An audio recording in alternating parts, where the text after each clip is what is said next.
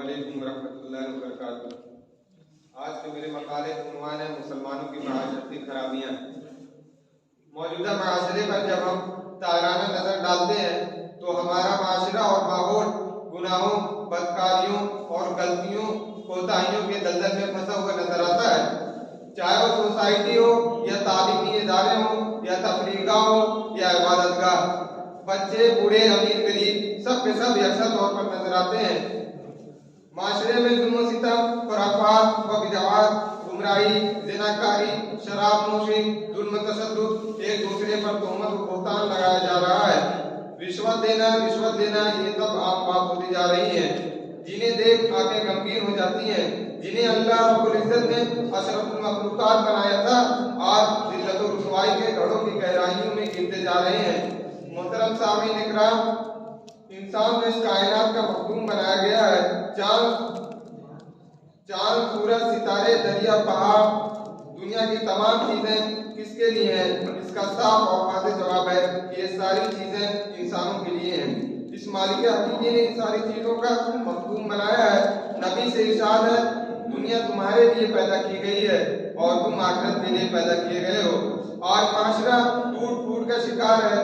ہمارے معاشرے کے لوگوں کو حلال و حرام رزق میں کوئی فرق ہی نہیں۔ میراث میں سے بھائی بہنوں کا حق ادا نہیں کرتے ہیں۔ ہمارا باہمی اتحاد و اتفاق ختم ہو چکا ہے۔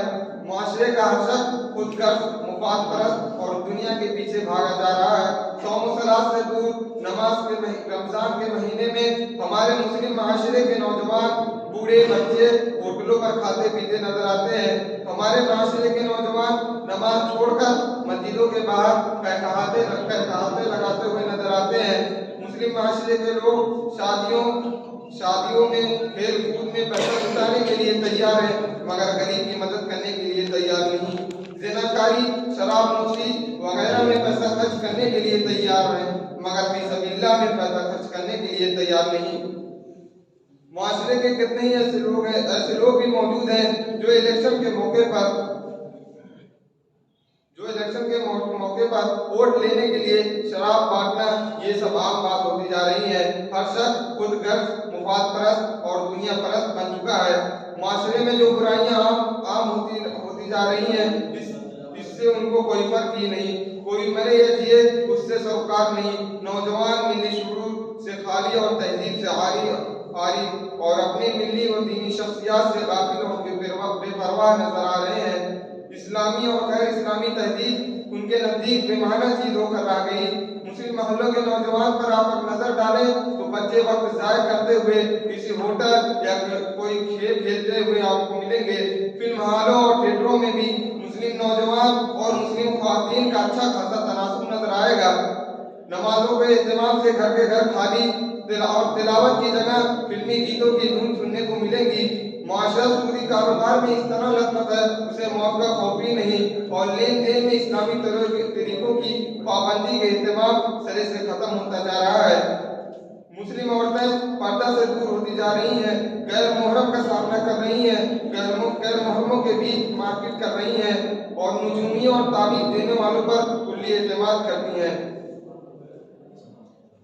مسلم معاشرہ اندرونی طور پر جن خرابیوں کا شکار ہے، ان کی اصلاح کی آوازیں بہت کم سنائی دیتی ہیں۔ سب سے پہلے سوال تو یہ ہے کہ کیا مسلم معاشرہ داخلی سطح پر اپنے آپ کو تبدیل کرنے کے لیے تیار ہے؟ اس جواب سے آپ اور ہم بخوبی واقف ہیں۔